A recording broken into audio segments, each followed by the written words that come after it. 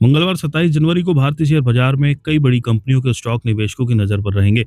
दिसंबर तिमाही के नतीजे, बड़े अधिग्रहण, प्रमोटर हिस्सेदारी में बदलाव और कैपेक्स अपडेट्स बाजार में हलचल ला सकते हैं। Axis bank, Marico, Adani group, UltraTech cement और जेएसडब्ल्यू एनर्जी जैसे दिग्गज कंपनियों से जुड़े अपडेट्स खास फोकस में रहेंगे। इन 23 स्टॉक्स में आज शॉर्ट टर्म मूवमेंट और कमाई के मौके बन सकते हैं। एक्सिस बैंक, प्राइवेट सेक्टर के एक्सिस बैंक ने दिसंबर तिमाही में 6,489.6 करोड़ का नेट प्रॉफिट दर्ज किया है। मैरिको, एफएमसीजी दिग्गज मैरिको ने प्रीमियम स्नैकिंग सेगमेंट में बड़ा दाव लगाते हुए 4700 बीसी ब्रांड की मालिक जीएमएज प्राइवेट लिमिटेड में 93.27% हिस्सेदारी खरीदने का फैसला किया है। पीवीआर आयोनेक्स से करीब 226.83 करोड़ की ये डील मैरिको के फूड्स बिजनेस को नई रफ्तार दे सकती है। 4700 बीसी भारत में गारमेंट, पॉपकॉर्न, पॉप चिप्स और मखाना जैसे प्रीमियम स्नैक्स के लिए जाना जाता है। इंडियन होटल्स, मशहूर निवेशक रेखा झुनझुनवाला ने दिसंबर तिमाही में टाटा ग्रुप की होटल कंपनी इंडियन होटल्स में अपनी हिस्सेदारी घटाई है। बीएसई डेटा के मुताबिक उन्होंने इस तिमाही में करीब 1,45,23,200 शेयर बेचे, जो कंपनी की लगभग 1.02% हिस्सेदारी के बराबर है। इस बिक्री के बाद उनकी होल्डिंग घटकर 1,42,87,765 शेयर यानी करीब 1% रह गई। अडानी एंटरप्राइजेस, अडानी ग्रुप ने एसईसी मामले को लेकर सफाई दी है। कंपनी ने स्पष्ट किया है कि वे एसईसी की किसी भी जांच या कार्रवाई का हिस्सा नहीं है और उनके खिलाफ कोई आरोप नहीं लगाए गए हैं। ग्रुप ने दोहराया कि इस मामले में उसका कोई डायरेक्ट इन्वॉल्वमेंट नहीं है। अडानी ग्रीन ने गुजरात के खावड़ा में 50 मेगावाट का नया सोलर प्रोजेक्ट शुरू किया है। इसके साथ ही कंपनी की कुल ऑपरेशनल रिन्यूएबल क्षमता बढ़कर 17,287.2 मेगावाट हो गई है। कंपनी इस साल क्षमता विस्तार के आक्रामक प्लान पर तेजी से काम कर रही है।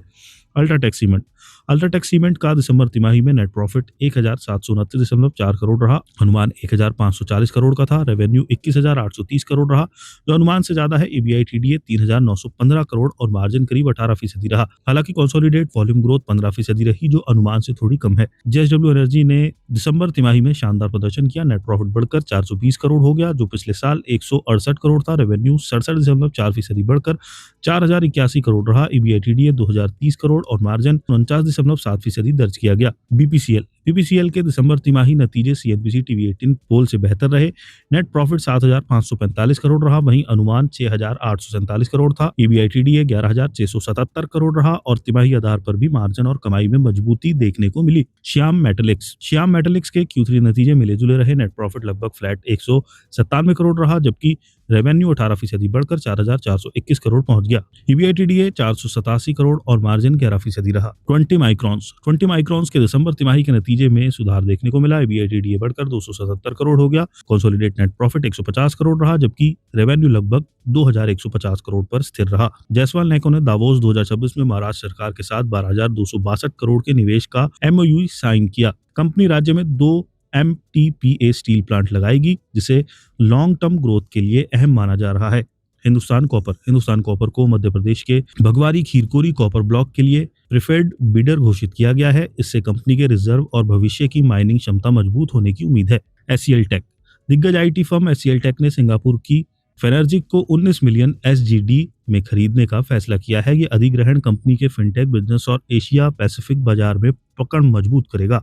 Torrent pharma company Torrent pharma ने जेबी केमिकल्स में 2.36% अतिरिक्त हिस्सेदारी खरीदी है। इससे कुल हिस्सेदारी 48.75% हो गई है। इसके साथ ही कंपनी के दहेज प्लांट को यूएस एफडीए से 0 ऑब्जर्वेशन के साथ क्लीन चिट मिली है। अर्बन कंपनी को Q3 में 21.2 करोड़ का घाटा हुआ है, जबकि पिछले साल इस तिमाही में मुनाफा था। हालांकि रेवेन्यू 32.9% बढ़कर 382.7 करोड़ पहुंच गया। कंपनी ने अमर एंटरप्राइजेस के साथ मैन्युफैक्चरिंग साझेदारी को मंजूरी दी है। जायडूज की अंकलेश्वर यूनिट 2 पर यूएस एफडीए निरीक्षण पूरा हुआ, जिसमें एजेंसी ने 3 ऑब्जर्वेशन दी हैं। निरीक्षण 19 में से 23 जनवरी के बीच किया गया था। नुवामा वेल्थ मैनेजमेंट के दिसंबर तिमाही नतीजे स्थिर रहे। नेट प्रॉफिट 254 करोड़ रहा, जबकि रेवेन्यू 6.7% बढ़कर 1,104 करोड़ पहुंच गया। गोदरेज कंज्यूमर के Q3 नतीजे पोल से कमजोर रहे, लेकिन सालाना आधार पर ऑपरेटिंग परफॉर्मेंस बेहतर रही। ईबीआईटीडी और मार्जिन में सुधार देखने को मिला, जबकि नेट प्रॉफिट लगभग फ्लैट रहा। डीसीबी बैंक ने दिसंबर तिमाही में स्थिर और बेहतर प्रदर्शन किया और नेट प्रॉफिट 21.8% बढ़कर 184 करोड़ रहा। ग्रॉस एनपीए घटकर 2.72% और नेट एनपीए 1.10% पर आ गया। इंडसलैंड बैंक के दिसंबर तिमाही नतीजे पोल से बेहतर रहे, लेकिन सालाना आधार पर कमजोर दिखे। नेट प्रॉफिट 90% गिरकर 128 करोड़ रहा, जबकि एनआईआई में भी गिरावट दर्ज की गई।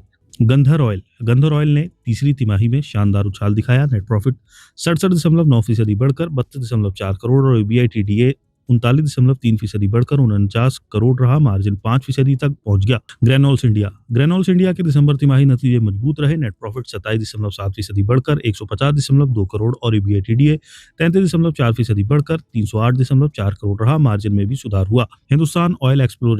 हिंदुस्तान ऑयल में टॉप मैनेजमेंट बदलाव हुआ है। जगदीप नारायण सिंह को चेयरमैन और एडिशनल डायरेक्टर नियुक्त किया गया है, जबकि मैनेजिंग डायरेक्टर और जेवी आनंदम ने इस्तीफा दे दिया है।